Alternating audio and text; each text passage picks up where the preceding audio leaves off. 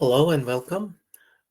In this session, we will look into few definition concepts, and the most important thing is the relationship types in a relational database management system. So, first few definition: primary key. In shorts, we write PK. We have foreign key, FK. Unique key constraint is UK. Check constraint, CK, and then for not to null. Usually they apply, these constraints apply on column level. If you're inserting data, a row, and the particular column, what would be the values, that's where these constraints apply. So for instance, not null means if you have it in place in a, on a column in a table, um, then that means you must insert data. You cannot leave empty for that column of that table. You have check constraints. This is often defining the value you insert uh, into a column. For instance, if you have a column where you have uh, you're inserting salary, let's say for an employee, and salary cannot be negative. So you put a check constraint, it has to be greater than equal to zero or greater than, let's say, if the minimum salary is 2000 and so. Another example of check constraint that you can define the domain of values to be inserted. For instance, if you have a gender column um, in a table, let's say employees table, then the domain of values are limited, like male or female. You cannot insert anything you like other than whatever genders are defined. And so this is preventing the end user to making mistake. By mistake, he might want to insert instead of male and female something else. Doesn't make sense in terms of gender. um, let's see the primary key. This is the column that uniquely identifies the row inside a table. And primary key are unique, no duplicate allowed, and it cannot be empty. An example, like if you have a student table, student ID is the could be the primary key. Every time a student goes to registration office, they ask for ID so that they can retrieve the row or the relative information of that student from the student table out of millions of students, right? Similarly, if you go to the um, healthcare office, they will probably ask for a health card, which is no two person can have the same health card. So it's a unique ID. If you go to, let's say, the transportation office, they ask for driving license. No two person will have the same driving license number. So with that, it retrieves the driving record or history, um, which is uniquely identifying the row or the information of the person inside a table. So that's primary key. That is, it cannot be duplicate, cannot be empty. It uniquely identifies the row inside a table. Whereas the foreign key is, as the word says, foreign. It is foreign. That means coming from a foreign table or another table, and this is used for to make a relationship in between two tables. Usually, the foreign key is a primary key in the foreign table from where it's coming from, okay, to make the relationship. And we'll look into it. And unique key, just like unique, the word says unique, cannot be duplicate, but it can be empty. So that's the difference between primary key and unique key. That unique is just like primary key, but primary key cannot be empty. You must insert value for whichever column for primary key is enforced. Whereas if unique key is enforced on a column, duplicates are not allowed, but null values are allowed or empty uh, yeah, values are allowed. Right. Now, with this, let's look into the relationship concept of relationship types. There are three types of relationship: one-to-one, one-to-many, or many-to-one is the same thing.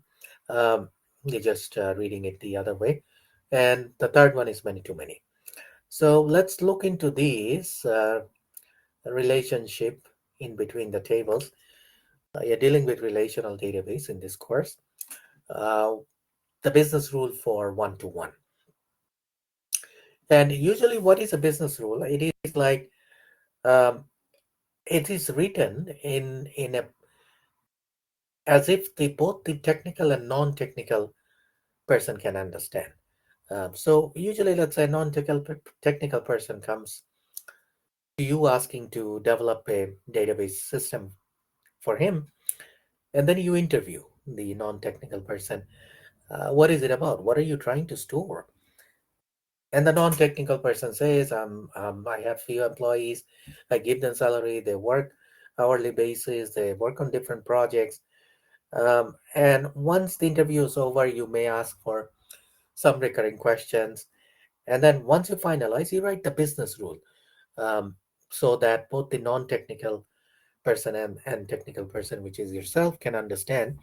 And then you get it ticked. Okay, non-technical, your client or stakeholder says, yeah, this is okay, this is okay, this is about right. Um, so let's look into a business rule related to one relationship in between two tables.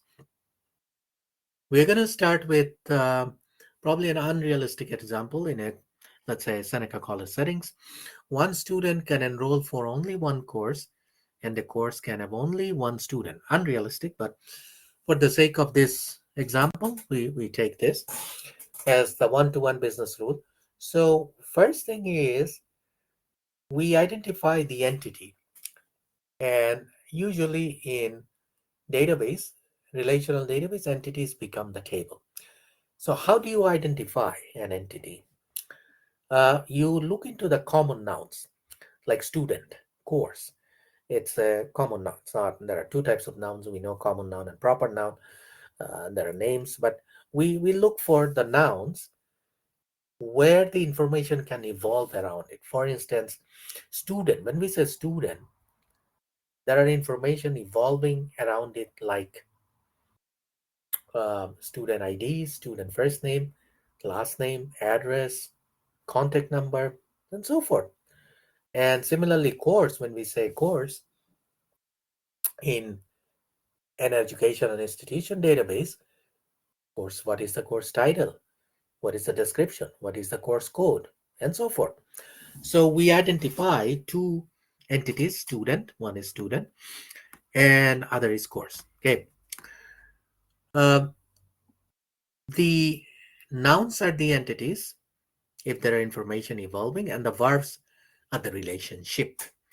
Now, in relational database, relation means table, but the term relationship means what are the how the two tables are related. If you have to filter out information from multiple tables, what related information you're gonna filter out and how they are related.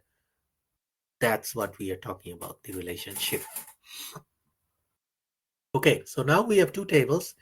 We are gonna insert some uh, sample rows. Um, Before that, let's say there are a few columns in student table, and student ID is one of them, first name, last name, address. Let's say there are some more columns. Similarly, course table has column like course ID, title, description. And we got some sample rows we can see. First student ID 1, ID 2, John Smith, course ID, DBS 211311, title basic or advanced. The description, I didn't write the complete one, but it's an outline. So now our business rule says that one student can enroll for one course, and one course can have only one student. So let's say student ID 1, that is myself, enrolls for DBS 211, and John Smith goes for DBS 311. So here we wrote it, but if there are millions of rows, student rows, and hundreds of courses, how do you know how do we know which student enrolls for what course? They are completely two different tables. So we need a mechanism to relate the information that student ID 1 enrolling for this course, student ID 2 enrolling for that course. So how do we make the relationship? That's where the term foreign key comes in to make the relationship. So for one-to-one relationship, we can bring the primary key of any side and place it to other side. Uh, Note that what does one side mean here? Both the tables are one side because each row, or we can call it instance of an entity, are only related with other one row or one instance of the other table. That's why we call table student is one side, table course is also one side in this relationship, whatever business rule we just wrote. So a row from any table, course or student, cannot be related more than one row in the other table. And at most, it can be related with only one row in the other table. That's why both sides are one side. Okay. So how do we make the relationship? So we need to identify the primary keys first. Obviously, student table, the unique identifier would be the student ID. If we say student ID 2, immediately we know that we are talking about this row, John Smith. Similarly, course ID is the primary key identifier in this table. As soon as we say, let's say DBS 211, we know it's referring to the first row. The basic title is basic, database or fundamental, and then whatever outline, right? So now, in order to make the relationship so that if we are given that, okay, who is enrolled in DBS 211 or which class John Smith is going to, at the moment, there is no way we can tell. So the way we make the relationship is we bring the primary key of any side, place it to the other side if there is a one-to-one relationship. So I'm going to bring, let's say, CID here as a foreign key. There are others. So I write this is CID. I mark it on top of it. This is the foreign key. This is the primary key. That is CID is the primary key in the course ID. Student ID means SID. That is the course table. So now I can write in this column, the data in this column would be, I said SID1 going for DBS 211 course, and student ID 2 is enrolling for DBS 311. Excellent. So the relationship is made. We can look into the, remove it. We can look into the foreign key column. And if we are given a student ID, let's say 2, we look into the foreign key column in the same row. And now linking this here, we can bring the other information. What is the title of the course? What is the description outline of the course that this student is enrolled, right? So this is how now the two tables are related. So we said in order to make the relationship, primary key of one table will come to the other table as a foreign key. And this will work the other way too. I mean, I can just bring SID, which is the primary key of student table, and bring it here as a foreign key. That will work too.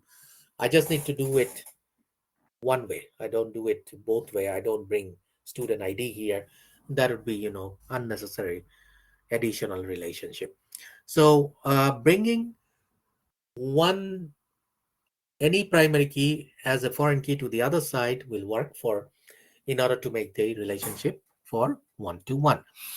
Now, there is we are not done yet. Uh, We say foreign key is a constraint that maintains the referential integrity. So let me write it down. Foreign key is used for referential integrity. Well, when the term integrity referential means, of course, it reference to the other table, to other row, but we cannot just insert whatever we want. I mean, I cannot just insert web 222 here. Why? Because that will break the integrity. Why? Uh, because whatever we insert in the foreign key, the data must already exist in the primary key of the other table. Whichever table is coming here as a foreign key, the data, whatever we insert in this column, it must exist in the primary key as a value. So I cannot just insert whatever I want. I can only insert if the data exists. So if that's the case, then I can, in the second row, I can insert DBS 211 as well without violating the referential integrity. However, it violates my business rule because we said one student enrolls for one course only, but here we can see, and a course can have only one student, but we can see a course having two students. That violates our business rule. So how to protect so that it doesn't violate our business rule? The solution is unique key. Make this column, apply the unique key constraint in this column as well. We just discussed that unique key is just like primary key. Duplicate's not allowed, but empty is allowed. So if we say duplicate is not allowed, I cannot insert DBS 211 more than once. I have to insert 311, right? If I have to. So now we see the importance of these constraints applying on the columns. This is primary key column, cannot be empty, cannot be duplicate. This is foreign key column. Whatever data we insert must already exist in the primary key column of the other table. Unique key means duplicate not allowed, so that we do not break our business rule, which is one-to-one relationship. All right. Okay, so that is how you deal with one-to-one relationship in between two tables. Now let's look into the other relationship, which is one-to-many. Let's take a business rule. This is still unrealistic, but for the sake of this example, we'll use this example. One student can enroll for many courses. Previously, it was one course, but a course can have only one student. So we are saying one student can enroll for multiple courses, but a course can have only one student. Okay, now we have student table. Similarly, SID is the primary key, first name, last name. We have course table. We said that is the many side because a student can go for many courses, but a course can have only one student. And we got three courses listed. So now how do we make the relationship? That is, if we are given a student number, how do we know which course is enrolled? At the moment, there is no way. Can we bring, I wrote some example that first student enrolls for two courses because one student can go for many courses, or he may not enroll for any course, but maximum limitation, let's say 6 or 7. But if there is a course, it can have only one student, right? Right. So this is the business rule. So how do we make the relationship? What that is, given a course, I want to see which student is enrolled there. Given a student, I want to see which courses he is enrolled. Bringing the primary key from many side to one side as a foreign key will not work. I mean, what I'm saying, if I bring CID as a foreign key here, it will not work because this student is enrolled for multiple courses, but I can only write one course, right? That's why for one-to-many relationship, the primary key of one side will always go to the many side. Okay, so it is a little tricky here. You need to decide which one is one side, which one is many side, and then bring the primary key of one side. I wrote student is one side, then bring the primary key of one side. So SID I bring here, and this SID becomes a foreign key. I write FK on top of it in the course table, and now I can write, okay, which this is DBS 211. Yes, SID 1, I wrote it here as an example. Student 1 enrolls for DBS 211, but this course can have only one student, so that's fine. I got only one place. 311 also the same student. Web 222, I got student ID 2. So now the relationship is made. So the point here is that for one-to-many relationship, primary key of one side will always go to the many side. First tricky thing is to identify which is one side and which is many side. Once you have done it, it's done. You can try bringing CID here as a foreign key. It will not work. You will have only one place to write, but a student can enroll for multiple course. So it's always primary key of one side will go to the many side as a foreign key. Now the relationship is nicely made. If I am given a student number 1, I go here and I can find it's enrolled in these two courses, right? Okay, so that's one to many. Let's look into the last one, the third type of relationship, which is many to many. And in educational institution or college settings, this is the realistic example. Now we are going for realistic business rule. One student can enroll for many courses, and the course can have many students enroll. So we have a student table, course table, two student, two course, and I write all student enroll for all. That means SID1 enrolls for both the course, SID2 enrolls for both the course. DBS 211 has both the students, 311 has both the students, and so forth. So how do we make the relationship? You cannot bring the primary key of one's of any side and bring it to the other side when there is a many to many relationship. Here both sides are many.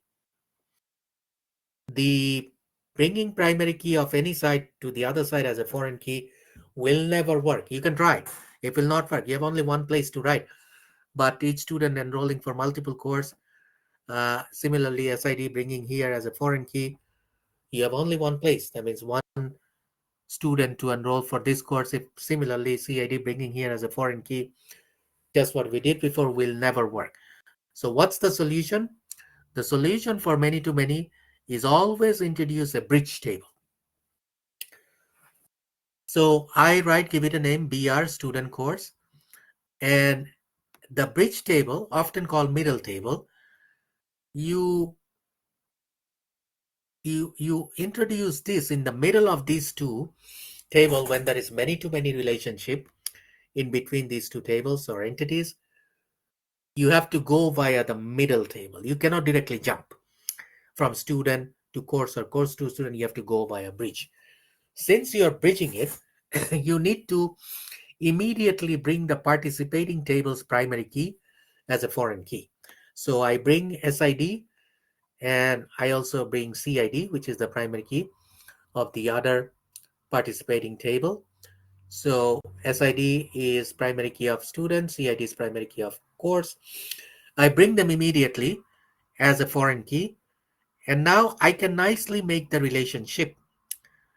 So I can place, if both students enroll for all the courses, SID1 going for DBS 211, SID1 going for DBS 311, SID2 going for DBS 211, SID2 going for DBS 311.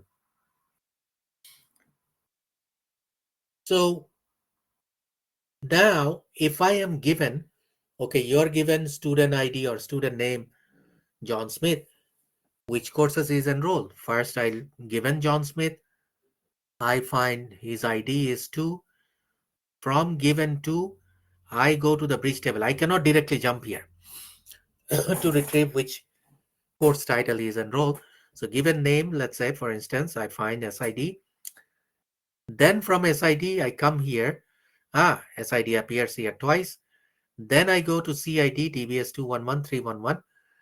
Then I come here for DBS 211 title is this, 311 title is this. Similarly, if I am given the course ID 311, which students are enrolled? There could be millions of students, right? So I given 311, I come here. I see, it appears twice.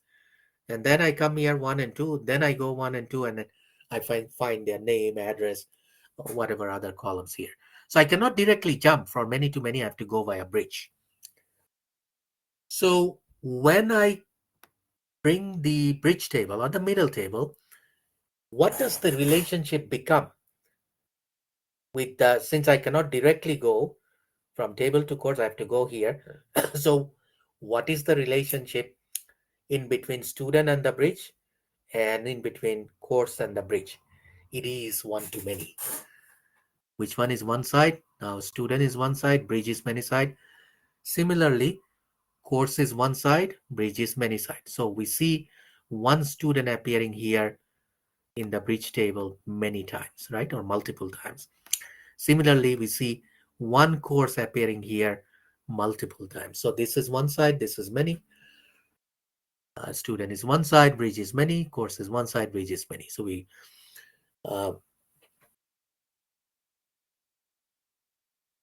see the relationship. Now, the question is, what should be the primary key? We know SID and CID are foreign key. That means whatever data we insert, it must already exist in the parent table's primary key value. Similarly, CID values, we cannot insert whatever we want. It must exist there. That's referential integrity. But my question is, what is the primary key of this bridge table? We know primary key has to be unique, cannot be duplicate, cannot be empty. We have primary key SID in student table, primary key CID in course table. What should be the primary key in the bridge table? Can we make SID the primary key here? No, because things are repeating. One student appearing many times. We cannot similarly make just CID as the primary key because they're repeating. But the combination is not repeating. Means student number and the course number. The combination 1 and DBS 211, 1 and DBS 311, that is not repeating. So we make two columns combined the primary key here. And that's why I mark SID part of PK, CID also part of PK. We call it composite key. We call it composite key. And both SID and CID forming the primary key of this table. Now, some people would say, okay, multiple columns becoming primary key, dealing with multiple column as primary key is not very convenient. So some people would introduce a unique column, just a unique identifier column. They call it a surrogate key, borrowing a column. But if you're dealing with huge database and you want to save storage in your hard drive, then you shouldn't introduce anything extra. Imagine if one character you're implementing using C programming language, 1 byte for one character. If you're introducing an extra column, and there are other objects usually for indexing purposes, which we may discuss later, that puts pressure. I mean, if you want to save storage, then you go with composite key. Okay, so for many-to-many relationship, you must introduce a bridge table or the middle table. You go via bridge table. And the bridge table, immediately you bring the participating table's primary key. They become foreign key here. And the primary key usually is the composite key. Combination of the participating entities foreign key columns form the primary key of the bridge table. And what does the relationship become between the participating entity and the middle table or bridge table? One to many. Since this is student is one, this is many, the primary key becomes here as a foreign key. Similarly, since course is one, bridge is many, the primary key of one side, which is CID, comes here as a foreign key because this is many side. One last thing for many-to-many relationship is if you have a column that is dependent on both the entity like student and course. So for instance, grade. Where did you store grade? You can never store grade in student table because students are enrolled in so many different courses. If you just say grade here, then are you giving same grade for all the courses? No. So it depends which student, which course. So this student in this course getting an A, same student in another course getting a B. So grade is dependent on both course and student. If that's the case, that is dependent on both the entities or tables. For many-to-many relationship, you you store that kind of column or attribute or field in the bridge table only.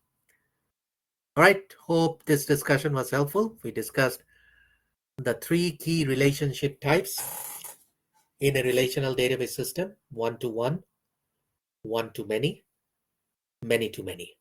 For many to many, we said you must introduce bridge table. For one to many, we said primary key of one side will always go to the many side as a foreign key. However, for one to one, it doesn't matter. You can bring primary key of any side, place it as the other side as a foreign key to make the relationship for one to one, and it will work. But you need to apply unique key constraints so that things are not duplicated. It doesn't violate your business rule. Righty, thank you very much.